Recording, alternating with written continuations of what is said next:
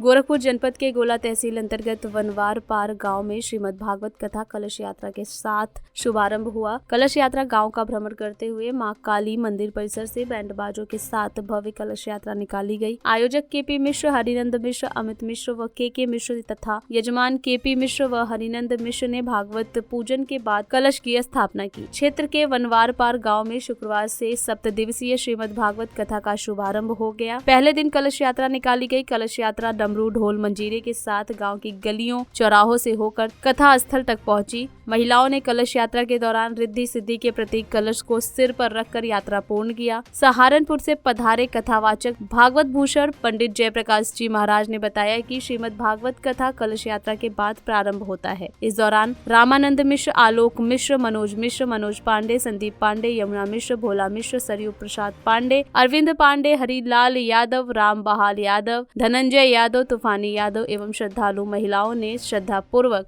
भाग लिया। मैं भागवत भूषण पंडित जयप्रकाश याज्ञिक की BHU का स्नातक सहारनपुर से यहाँ आकर के श्री KP मिश्रा, के मिश्रा, हरिनंद मिश्रा एडवोकेट एवं समस्त परिवार गोरखपुर के पास बनवार पार इस गांव में आकर के श्रीमद् भागवत महापुराण का कथा यज्ञ करने का मैं सौभाग्य प्राप्त कर रहा हूं। आपके चैनल को प्रणाम करता हूं। श्रीमद् भागवत मुक्ति ग्रंथ है। श्रीमद् भागवत साक्षात भगवान श्री कृष्ण का शब्दावतार है, वांगमयी मूर्ति है। समस्त ज्ञान, समस्त वैराग्य, समग्र भक्ति उत्पन्न करने का ये ग्रंथ प्रेत पीड़ा को दूर करता है, पितरों को सद्गति प्रदान करता है, प्राणी मात्र में सौहार्द और प्रेम का संचार करता है। ये भागवत हमको मानवता का संदेश देता है, मानव धर्म को ये सिखाता है और इंसान को इंसानियत बनाने का ये काम करता है।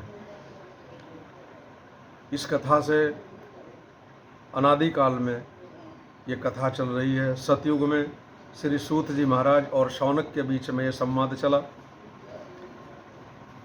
फिर नारद जी और व्यास जी के बीच में संवाद चला।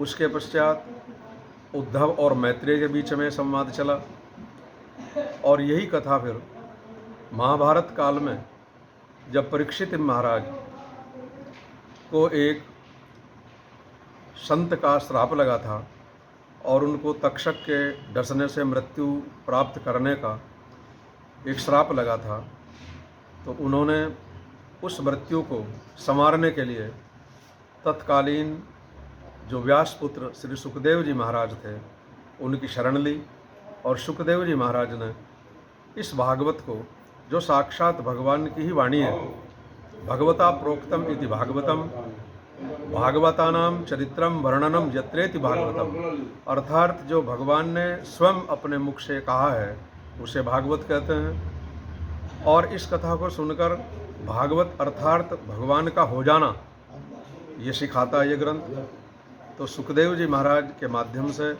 परीक्षित जी महाराज को ये कथा श्रवण करने का अवसर मिला।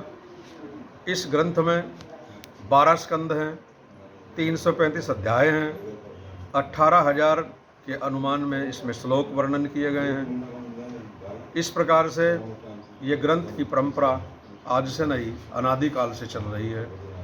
भागवत हरिरूप, इसका जो सदा चिंतन करे वह भक्ति ज्ञान वैराग्य से हो पूर्ण, यम उससे डरे। ममता घटे विपदा मिटे, संतति बढ़े सद्वृद्धि हो।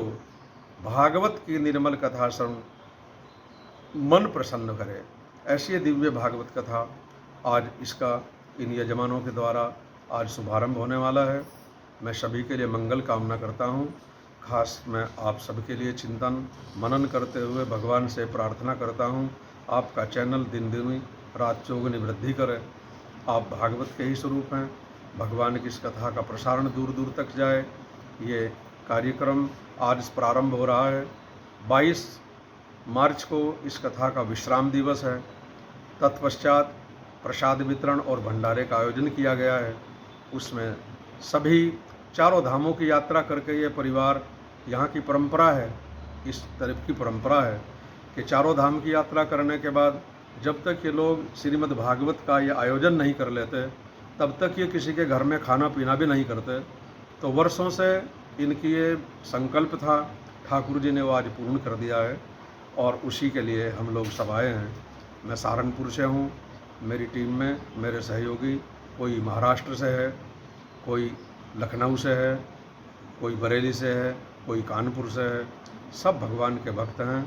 ये कोई ड्रामा नहीं है किसी प्रकार का, ये तो भक्ति ग्रंथ है जी। और इस भक्ति ग्रंथ को जो ज्ञान से श्रवण करता है तो वो भगवान का हो जाता है।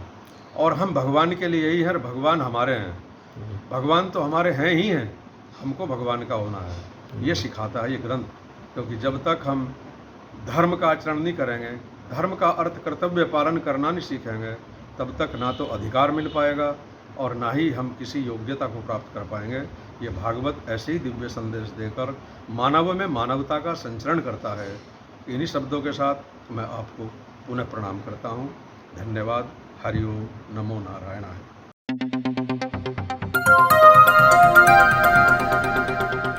बजाओ जरा झूम के बजाओ, बजाओ बजाओ जरा झूम के बजाओ।